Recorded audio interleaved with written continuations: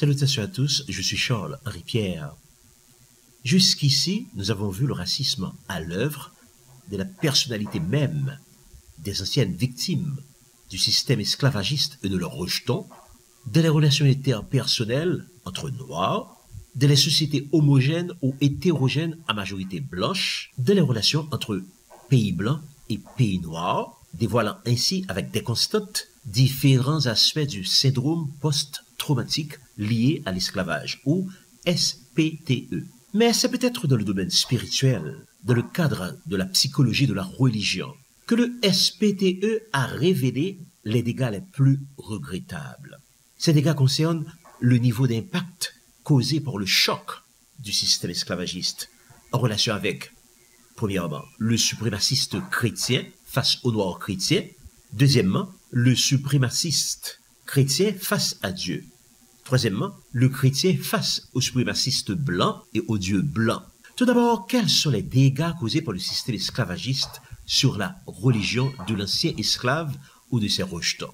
Mais qui sont ces anciens esclaves ou leurs rejetons? C'est la première question à laquelle nous allons répondre. Quelles étaient leurs croyances?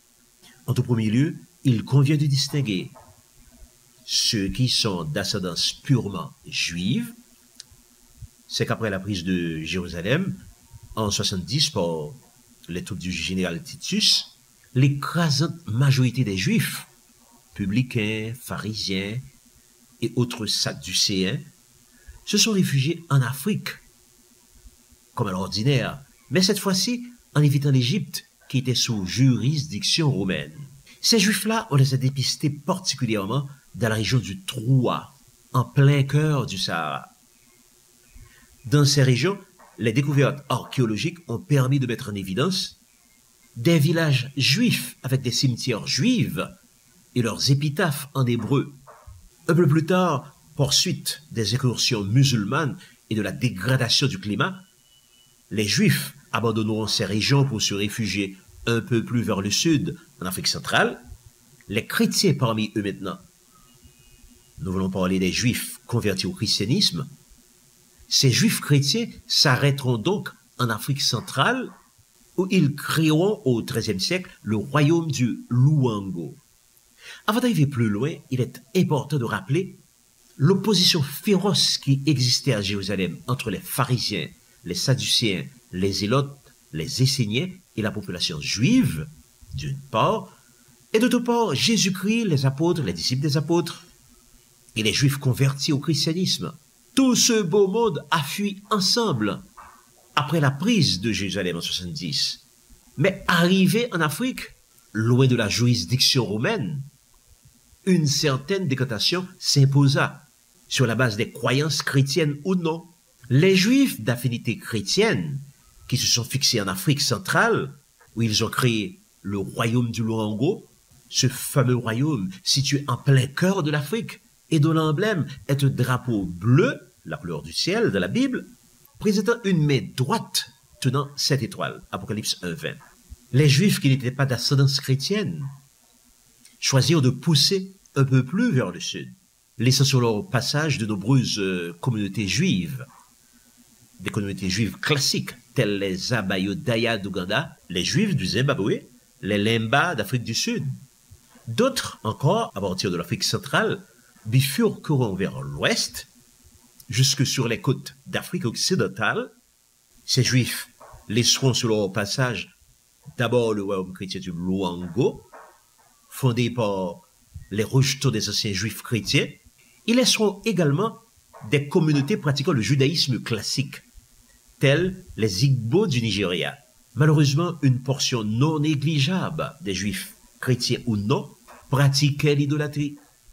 Depuis Israël, Jérémie 7, Jérémie 44, d'ailleurs dans ses bénédictions prophétiques de Genèse 49, le patriarche Jacob disait déjà que Dan est un serpent. Arrivés donc en Afrique, ces Juifs s'enfonceront davantage dans le culte des idoles, créant le royaume du Dan-Homé, qui s'appellera plus tard Dahomey, haut lieu du culte du serpent, et aujourd'hui, capitale mondiale du vaudou. De nos jours, le vaudou haïtien porte encore la marque indélébile de ses origines juives. voire de Jérusalem à Port-au-Prince, laïcité juif de Charles-Henri Pierre. Mais revenons au royaume du Luango, fondé au XIIIe siècle et dont le drapeau bleu montre une main droite, pas une gauche, avec, tenez-vous bien, non pas une étoile, ou 2 étoiles, ou 3, 4, 5, 6 étoiles, mais une main droite avec précisément 7 étoiles. À quel moment et en quel endroit sur la planète a-t-on pu voir une main droite tenant 7 étoiles? La réponse est formelle dans Apocalypse 1:20. C'est une façon de dire que toutes ces régions de l'Afrique centrale, qui s'étendront jusque sur les côtes de l'Afrique occidentale, étaient principalement habitées par des Noirs d'origine judéo-chrétienne. C'est ce qui explique, et nous allons le voir tout à l'heure, qu'à l'arrivée des négriers, ces populations connaissaient déjà aussi bien le Dieu trinitaire que les 7 Écritures. Les suprémacistes du XVIIIe au XXe siècle s'en rendront compte également. Comment maintenant les suprémacistes, apparemment chrétiens, vont-ils concevoir l'évangélisation de ces anciens rescapés du siège de Jérusalem, placés maintenant sous leur tutelle, et qui sont supposés être des sauvages à la pensée prélogique? Un coup d'œil à Hegel, Lévi-Brûle et tous leurs anciens amis présidents des 2 côtés de l'Atlantique. À la vérité, le suprémaciste blanc, dans ses errements, ne veut pas que le noir connaisse le vrai Dieu, la vraie parole de Dieu, dans sa totalité, ce qui pourrait l'émanciper et gâcher ses projets expansionnistes. D'un point de vue théologique maintenant, ces suprémacistes privilégient certains aspects de la parole. Une parole que, parfois, ils n'hésitent pas à altérer pour asseoir leur hégémonie. Ainsi, Jésus-Christ et les grands personnages de l'Ancien et du Nouveau Testament sont carrément dépeints comme des blancs, avec des cheveux blancs et des yeux bleus. Lucifer et les démons sont tous noirs. Et tout cela au détriment de ce qui est textuellement écrit dans la parole de Dieu. Bref, le suprémaciste présente une théologie qui souvent, dans ses narratifs ou ses commentaires, est souvent en nette opposition avec la parole de Dieu. Déjà, les codes noirs français et espagnols réduisaient le christianisme à sa plus simple expression, savoir la venue, la mort et la résurrection de Jésus. Considérons rapidement, à titre d'exemple, quelques grandes personnalités du XVIIIe au XXe siècle. Il s'agit du philosophe français François-Marie Arouet, du président haïtien Alexandre Pétion, des philosophes Hegel et Lévi-Brûle, du roi belge Léopold II. Nous commençons avec François-Marie Arouet, plus connu sous le nom de Voltaire, qui écrivit dans son traité sur la tolérance 1763, et nous citons, « Partout où il y a une société établie, une religion est nécessaire. Les lois veillent sur les crimes connus et la religion sur les crimes secrets. » Fin de citation. Voltaire, traité sur la tolérance 1763. Un peu plus tard, il déclarera dans ses dialogues, ce qui suit, et nous citons, « Je veux que mon procureur, mon tailleur, mes valets, ma femme même, croient en Dieu. Et je m'imagine que je serai moins volé et moins cocu. » Voltaire, dialogue 1768. Évidemment, ces affirmations ne veulent pas dire nécessairement que Voltaire ne croyait pas en Dieu.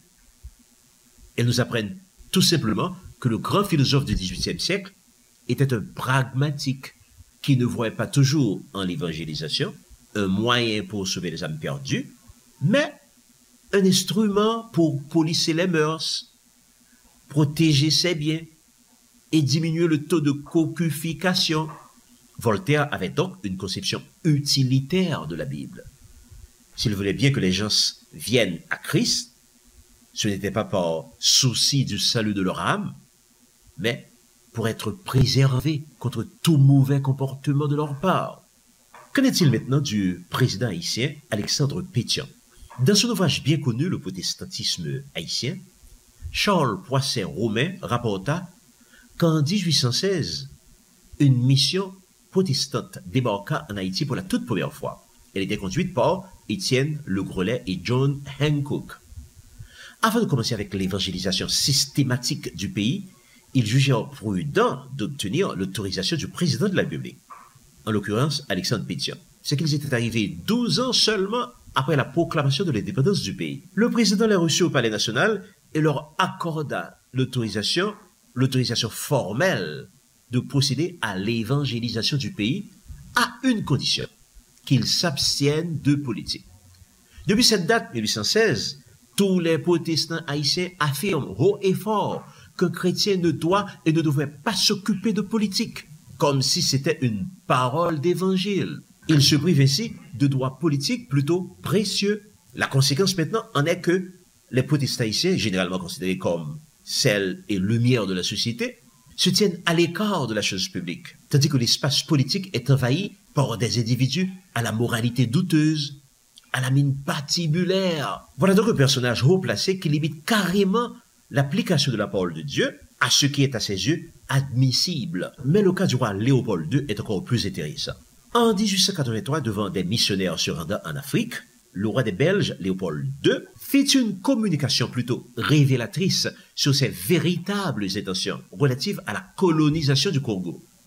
Il déclara ce qui suit, et nous citons. « Révérend Père et chers compatriotes, la tâche qui vous est confiée est très délicate à remplir et demande du tact. Prêtre, vous allez certes pour l'évangélisation, mais cette évangélisation doit avant tout s'inspirer des intérêts de la Belgique. Le but principal de votre mission au Congo n'est donc point d'apprendre aux nègres à connaître Dieu, car ils le connaissent déjà.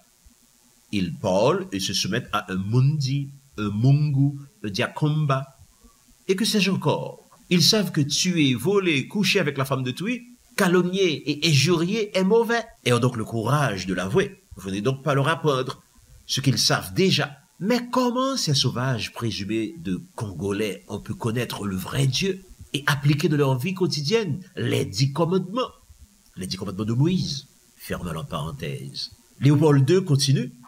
Votre rôle essentiel est de faciliter leurs tâches aux administrateurs et aux industriels. C'est-à-dire donc que vous interpréterez l'évangile d'une manière qui protège nos intérêts de cette partie du monde. Pour ce faire, vous veillerez, entre autres, à désintéresser nos sauvages des richesses dont regorge leur sous-sol pour éviter qu'ils s'y intéressent, qu'ils ne nous fassent pas une concurrence meurtrière et rêvent un jour de nous déloger. Votre connaissance de l'Évangile vous permettra de trouver facilement des textes recommandant aux fidèles d'aimer la pauvreté. Par exemple, « Heureux les pauvres, car le royaume des cieux est à eux » Luc 6, 20. Il est plus facile à un chameau de passer par le trou d'une aiguille qu'à un riche d'entrer dans le royaume des cieux. Matthieu 19, 24. Vous voyez donc tout pour que les nègres aient peur de s'enrichir pour mériter le ciel. Tout d'abord, notons que ce texte, si riche en informations, a été pris à partie par certains commentateurs modernes, qui estiment qu'il serait un faux. C'est perdre de vue qu'il ne représente absolument rien devant les atrocités commises par le roi des Belges, Léopold II, dans sa campagne de colonisation du Congo. Rappelons seulement que, selon des témoins de l'époque, comme Arthur Conan Doyle, Joseph Conrad et Mark Twain, cette campagne de colonisation s'est soldée par plus de 10 millions de morts et 25 000 bras coupés. En réalité, si on combat ce texte plutôt embarrassant, c'est parce que les idées émises sont partagées par les colonisateurs et suprémacistes qui ont envahi l'Afrique depuis toujours. Nous en voulons pour preuve les déclarations de Lord Macaulay sur le caractère des Africains, ainsi que les codes noirs français et espagnols. Mais revenons aux conséquences de ces activités missionnaires. Aujourd'hui encore, en Haïti, il existe dans l'Église des chrétiens qui croient qu'ils ne devraient pas se lancer dans les affaires. En effet, une part importante des chrétiens a peur de s'enrichir pour mériter le ciel. Et cela malgré que ce pays soit le plus pauvre du continent américain. Comme quoi, pauvre est beau. On comprend maintenant pourquoi il est si difficile à un pays pauvre de sortir de la pauvreté. Car la pauvreté, telle qu'elle est présentée par la religion, est un instrument de contrôle social et politique. Il convient alors de distinguer les religions manipulatrices des suprémacistes qui proclament un évangile morcelé et morcelant, mutilé et mutilant, du véritable évangile, par contre, qui est total et qui concerne des hommes de toute tribu, de tout peuple, de toute langue, de toute nation. Il s'ensuit donc que des suprémacistes qui considèrent leurs anciens captifs ou leurs rejetons comme des choses ou comme des 2/5 de personnes. Ces suprémacistes supposés chrétiens ne devraient absolument pas se mêler d'évangéliser, car ils apportent systématiquement un évangile mutilé et mutilant. Il s'ensuit aussi que cet évangile mutilé porte une part importante de la misère qui ronge la plupart des anciennes nations qui ont subi la traite négrière. Il faudrait aussi revoir et reprendre cette évangélisation utilitaire, intéressée, morcelée, qui est la marque de la plupart des chrétiens d'aujourd'hui. Car il existe pas mal d'individus qui ont abandonné les églises évangéliques parce qu'ils n'arrivaient pas à digérer cet évangile de la misère qu'on n'arrêtait pas de leur présenter. Maintenant, si en dépit des déclarations de la Bible, le suprémaciste conçoit Dieu et les grands personnages de la Bible comme des blancs, en même temps qu'il présente Lucifer et les démons comme des noirs, qu'en est-il maintenant des rejetons des esclaves noirs? Comment est-ce qu'ils conçoivent Dieu et la parole de Dieu? En règle générale, force est de constater que les noirs voient Dieu et la Bible avec les yeux du blanc. En effet, c'est toute la théologie qui est acceptée sans aucune remise en considération. Des portions comme Genèse 1, 26 à 28, Apocalypse 1, 6, qui font injonction à tous les croyants, donc aux noirs également, de dominer, d'assujettir la terre, de représenter Dieu comme des rois et des prêtres pour la création. Ces portions sont carrément ignorées. Les tribulations noires, par exemple, sont offertes comme étant le résultat de la malédiction de Cam, en dépit du fait que c'est la bénédiction de Cam qui est constatée dans Genèse 9, et non pas son éventuelle malédiction. Par ailleurs, les Cananéens, maudits 3 fois par Noé dans le texte, survécurent tant et si bien à la conquête de la Palestine qu'une colonne cananéenne provenant de Tyr fonda la ville de Carthage, l'une des gloires de l'Empire grec, qui sera finalement annexée par les Romains. Edgar Cordelius Henry, The Curse of Ham, Rightly Interpreted, 1862. Ces différents besoins constituent la preuve, s'il en était besoin, que les prophéties de Noé sur Canaan ont tout simplement foiré. Et c'est une grave erreur d'interprétation de faire correspondre l'histoire de Cam au Cam de l'histoire. Ces différents points de vue ont déjà été exposés dans une série antérieure sur la malédiction de Cam. Si donc la religion du point de vue des suprémacistes est un instrument de contrôle, il ne demeure pas moins vrai que l'ancien esclave ou ses rejetons ne s'estime pas en mesure de comprendre par lui-même la parole de Dieu. Théologiquement, il s'efface à tort ou à raison devant les commentaires du blanc, suprémaciste ou non, qui selon lui est le représentant de Dieu sur la terre.